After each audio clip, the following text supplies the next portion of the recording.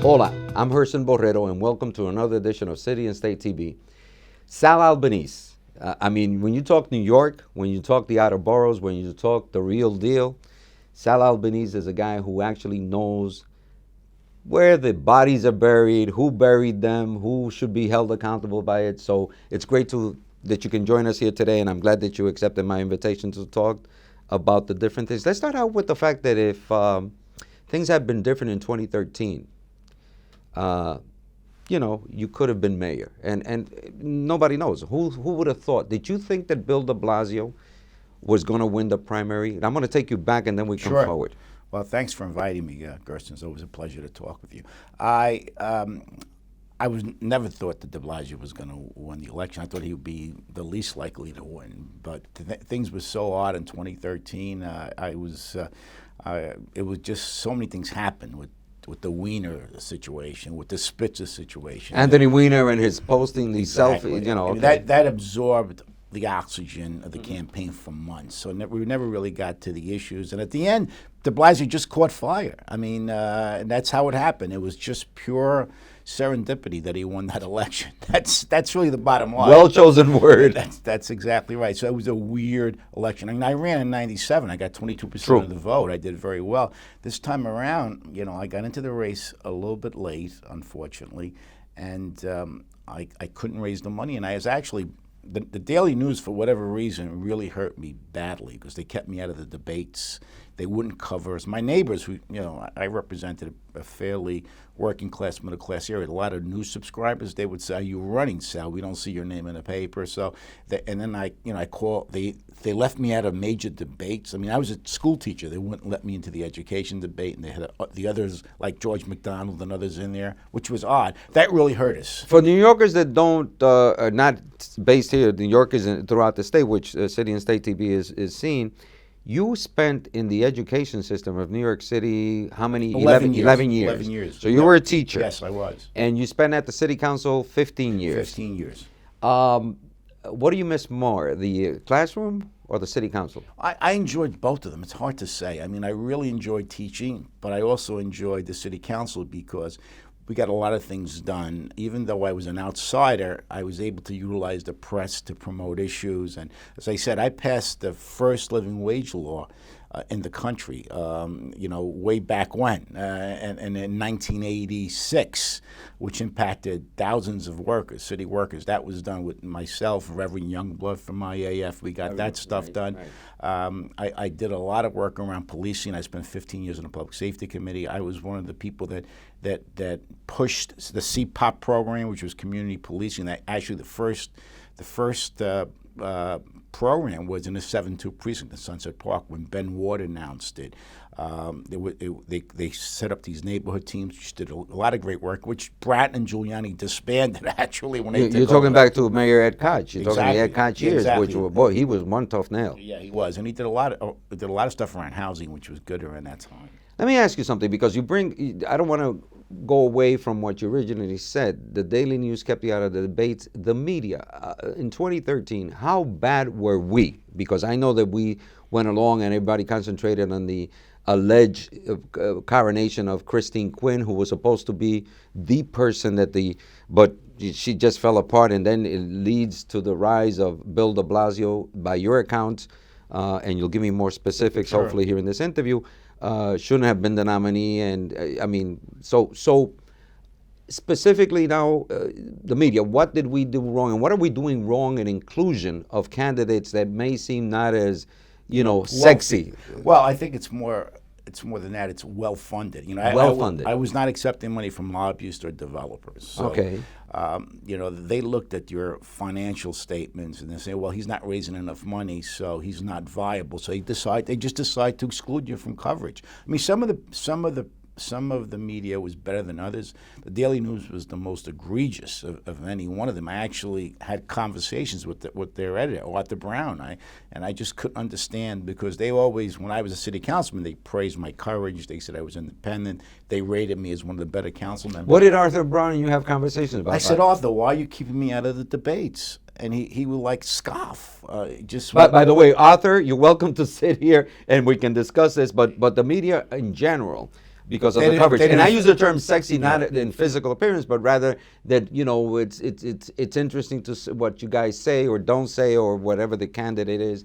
So you feel that we're falling short because of the influence of money and ability to buy or purchase, or what you have actually have raised in terms of money. Exactly. The emphasis on money is really bad, because basically what you're doing is you're taking candidates who are viable support. I had 1,000 contributors, and I ran before.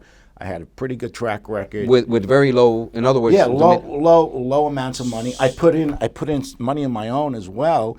And basically what they do is once the media excludes you, then people out there say, well, is Sal really running? I don't see his name in the paper. Meanwhile, I had a full campaign staff. I had headquarters.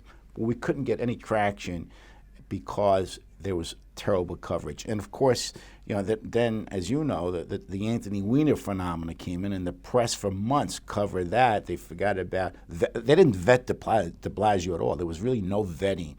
The New York Times did most of the stuff that they did on de Blasio was kind of, they drank beers with hipsters and, Williamsburg. There was no real drilling down on de Blasio's managerial skills. I mean, the fact that does he have any managerial skills? I think he's probably the least qualified of the mayors I've worked with in recent history. Really? Yes, I think he doesn't have any managerial skills at all, which I think is problematic, because no matter you have to have dynamic tension. The mayor has to sit down with his staff and continuously prod them to make sure that the services are delivered.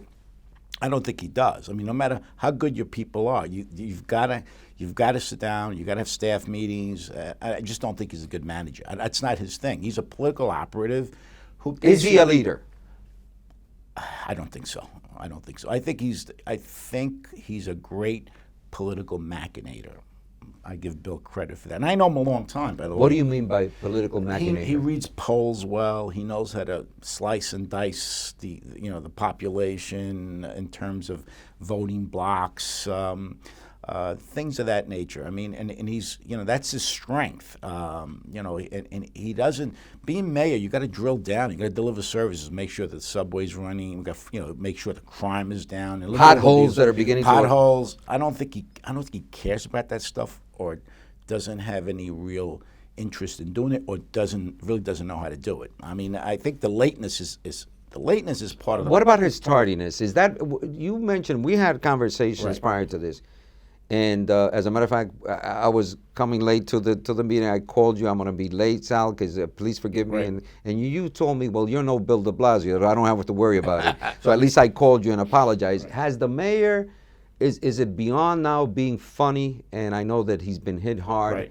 What is wrong with this guy? No, it's serious. He's got a chronic problem. He did it in the campaign scores of times, and people really were angry. I remember we were in Bed-Stuy at a church on a Saturday morning. At 9 o'clock for him, he shows up at 11:15. Where the people were really upset. And they waited the hell. That we kept going. The forum started late because he didn't get there. But the fact is, he got there at 11:15, 2 hours and 15 minutes late, and he really didn't seem that he was concerned about it. He did it at Queens College, where they set up before. Earl Lewis was the moderator. 5 o'clock start, he gets there at 6 o'clock. But this was routine. He did it when we had a television appearance, constantly late. And I think it's a reflection of his managerial skills. How are you going to run a city if you can't get to place on time? There are times, of course, when it's beyond your control. But this guy has a chronic, it's a chronic problem. It's habitual, and he's trying to make excuses for it, which make no sense. What do you think the people should do? What should the city do? Should elected officials or people where he's late to, should they just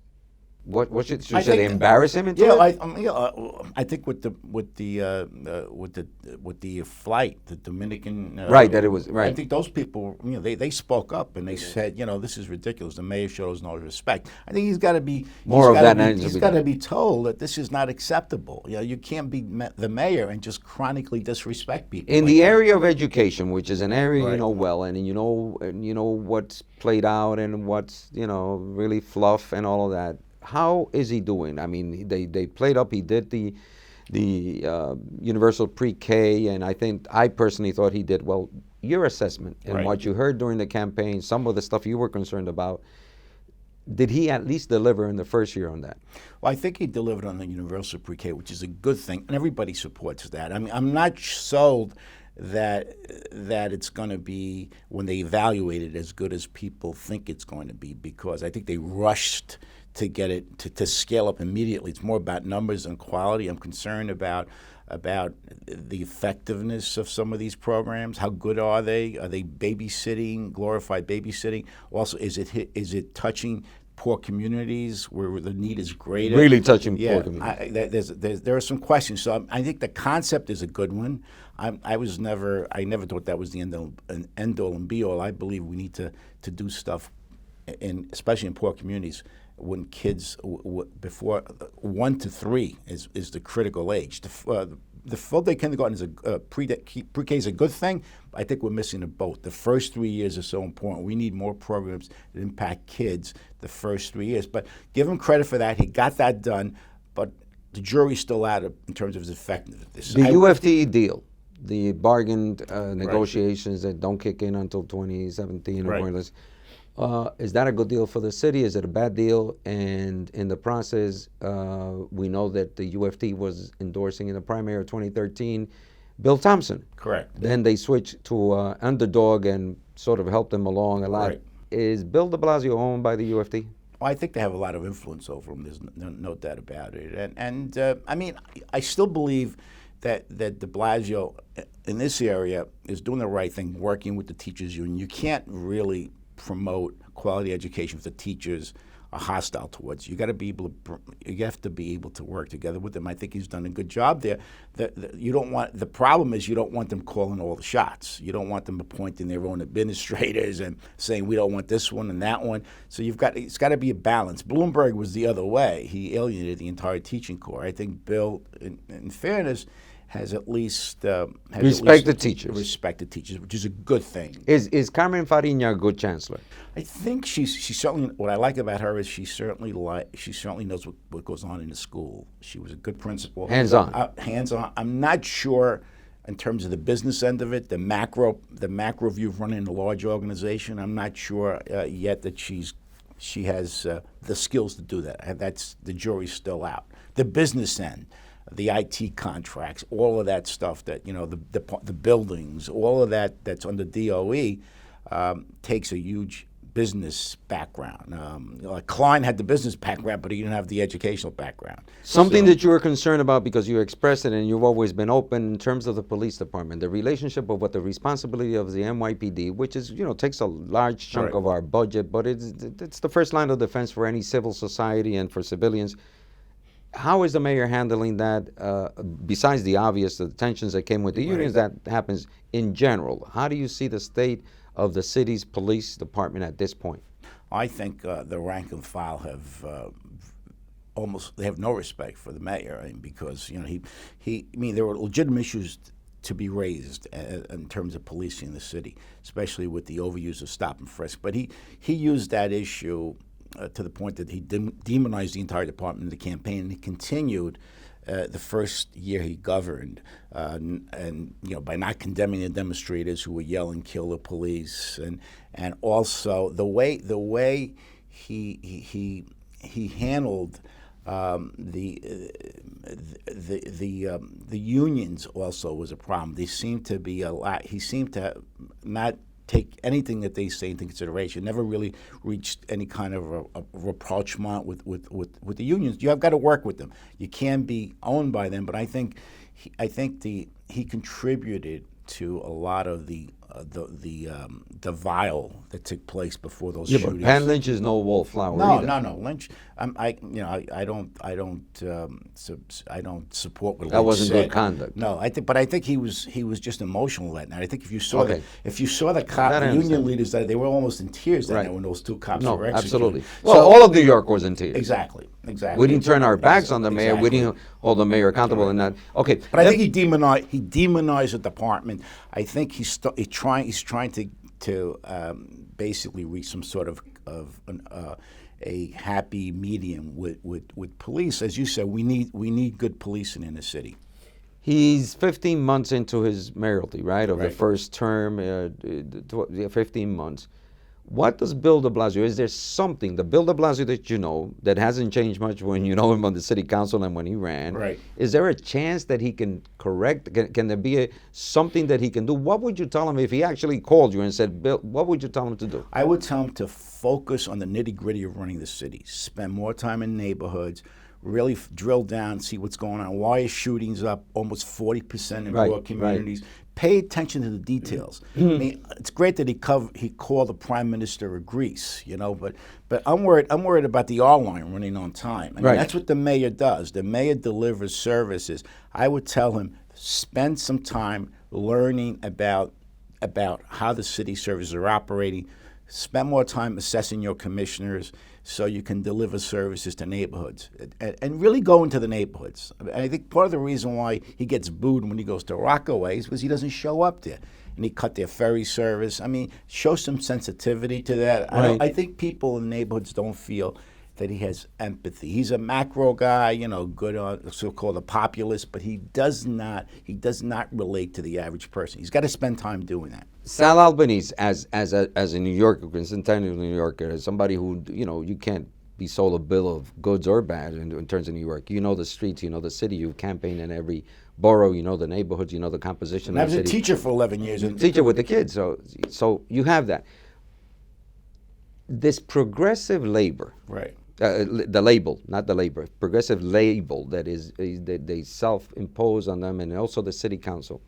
Do you buy that? Is he really a progressive person? He's not a reformer, and No. he's not even a reformer. He's not a reformer. Bill de Blasio is an honorary member of the political class, and basically, I think the biggest problem we have is bad governance. I think we've got to look at reducing or eliminating the conflicts of interest, and progressive, I guess, in the sense that he supports raising the minimum wage. Those are good things, but he's not a reformer.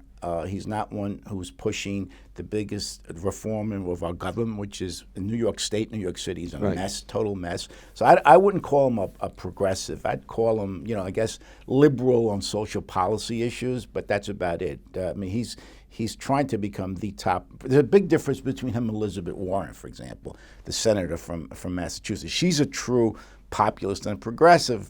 You know, I mean, Bill de Blasio is in politics. exactly. He's basically he's a politician. He's been in since that's it, his entire life. He's been a political insider. That's really what he is. With regards to your ex-colleagues on the New York City Council, the body as it Right. stands now, there's also perceived problems there. There's Right. also the fact that there are, you know, new kids on the block, with all due respect to the ladies also, that you know, and it may be a little bit more diverse. Is the city council doing what they should be doing as a body to counteract the executive branch of City Hall? Absolutely not. There were no checks and balances. I mean, the mayor helped Melissa become the speaker, so she owes him an awful lot. There isn't that tension that you need. And by the way, and no offense to Melissa, it was always that way. You know, it's just a little bit more pronounced now because the mayor.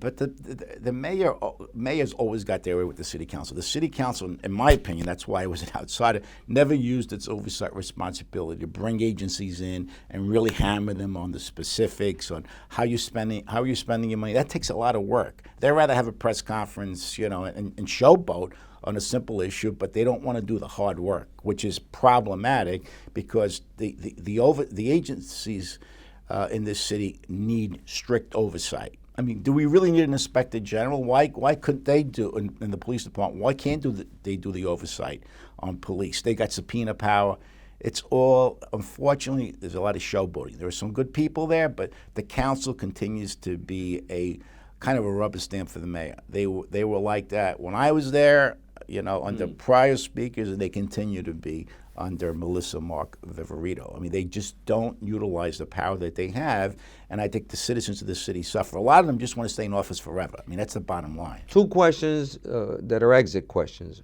Governor Cuomo, Right. your assessment of him right now into his second term. There's the Moreland Commission question. There's all the questions about reform, his being in the same room with Shelley Right. Silver, and now he's like, oh, I didn't know Right. that was going on. He posed with him the day before, 2 days before the indictment, I Right. guess, and or at least when the charges came down. Is he too much of an insider and pretending to be? Oh, absolutely. He's a total insider. I mean, from when his father was somebody who came in from the outside. He was a lawyer. I mean, Andrew's basically he's a professional politician, just like Bill de Blasio. I mean, there's no. Well, there's some skirmish between Yeah. them. I mean, he's just a machinator, a triangulator. I mean, he's got these. He's a fundraising machine with these hedge fund guys. I don't believe he really understands education. I think it's all about the fact that these guys are funding his campaign, and he's pushing. Yeah, he's pushing. He's raised $40 million. It's a lot of money for It's him. an awful lot of money. So I'm not a fan of the governor. I think we need more citizen politicians. I think we have to really set up a system where we term limit these folks and set up public finance in the campaigns.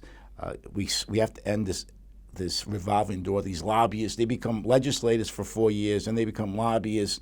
We need a 5-year ban before they can lobby, because these guys, they're in the business of politics, and Andrew is part of the system. What do you think of Carl Hasty, the new anointed? He may be the greatest guy in the world, but he's part of a broken system. He's doomed to fail. He's doomed to fail. Unless he does some drastic changes. Exit question. Totally unfair. Taking yourself aside. Right. Would Christine Quinn have made a better mayor than Bill de Blasio? Tough question. Probably yes. Yes. Why? Because I think she was more intense about the job than Bill. I think she would have been on time, and she would have probably focused more on the nitty-gritty of being mayor. She was more of a retail politician, and she would go into neighborhoods. De Blasio doesn't have that common touch. She has more of a common touch, believe it or not, than Bill de Blasio. Wow. Yeah, more of a common touch. I'm not saying she would have been a good mayor, but I think she would have been better than de Blasio. Sal Albanese, always a pleasure to talk to you. Thank you for Right. stopping by City and State TV. We're going to have you back so we can talk a little Absolutely. bit I'd love in the terms of the conversation. Thank you so much for having this with us and sharing it with the viewers of City and State TV. I'm Gerson Borrero. I'll check you out on the next one.